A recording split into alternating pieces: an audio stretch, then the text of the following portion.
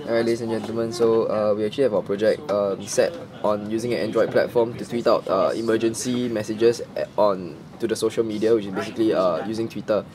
So what we actually comprise of is, over here, if you take a look, is Twitter itself, an Android phone, as well as a deck that is given to us by E-Mans. So this itself is actually a Bluetooth deck which is connected to the Android phone over here.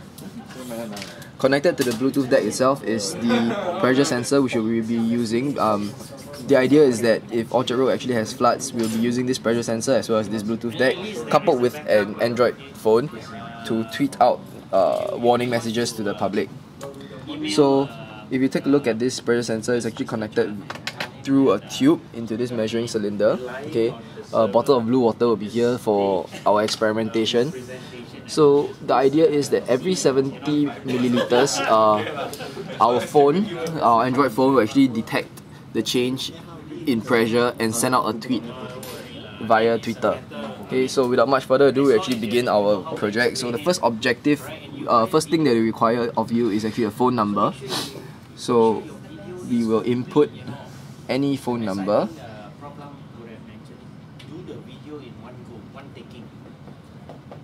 And done. Okay.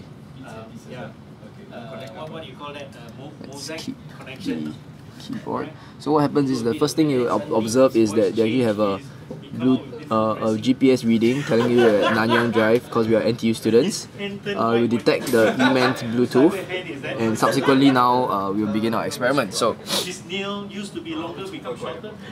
just have to wait a while for it to load.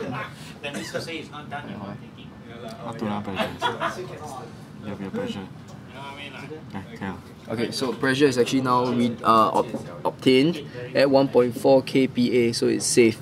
We actually have this thing called a water level increment rate. So if we will obtain the rate of increase of the water level itself, or decrement, increase or decrease. So now we'll actually be pouring the water in through a funnel. So if you take a look, as the water level itself increases, we'll put the phone here.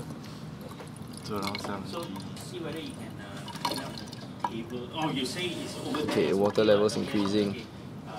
So once it reaches about 70, you can observe, we'll stop the water pouring for now.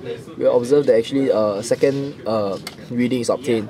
In 41 seconds, the water level actually reached from safe to low, which is actually now at 70 ml, slightly above 70 ml. Okay, so we'll actually, if you actually take a look at our Twitter website here, you can refresh the screen. Refresh. Maybe for latitude, longitude, okay, but temperature, I think.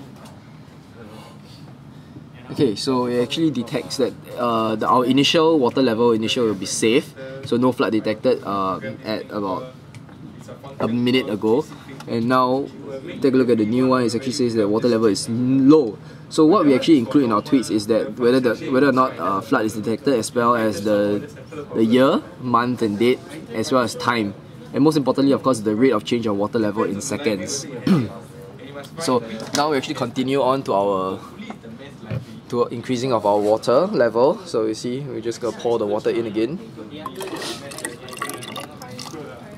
So once it hits about 140, okay, so 140, we actually observe another change in the water level. So once again, it will read the pressure, the water level, and actually give a warning now, and the rate of change of water, because just now we didn't pour any water in, so that's why we have a 73 seconds reading now. So if you take a look at our Twitter website, it actually says that the water level is medium, the warning, as well as about the rate of change. Yep. So now we move on to pouring in the water all the way till full. So we'll actually focus our camera over here for you to take a look.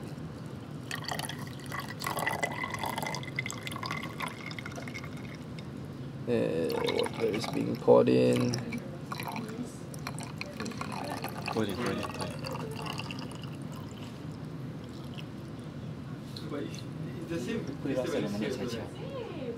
Okay, so we actually reach a point where the water pressure is actually the pressure itself is very high.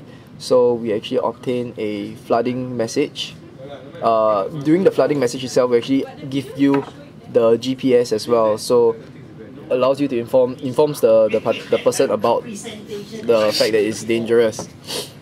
Next, on the phone itself, we actually send out an SMS telling you that the flood is actually detected at a certain place at a time. This only happen if we actually reach a high water level. And of course, back to the Twitter website, you can take a look. Once we refresh it, we will actually be able to obtain the final reading, which is there. You can see it's a high water level high, flood detected at a certain place, year, month, date, time, at what location. So it's only on the high level water level that we actually plan to implement the GPS reading as well, because the GPS itself actually takes a bit of time to load, and it's only important if the water level is high. That's why we only implemented it at that particular point. Yeah. So that's more or less about the project with using the water pressure. You can take a look at our other project on the magnetic read soon.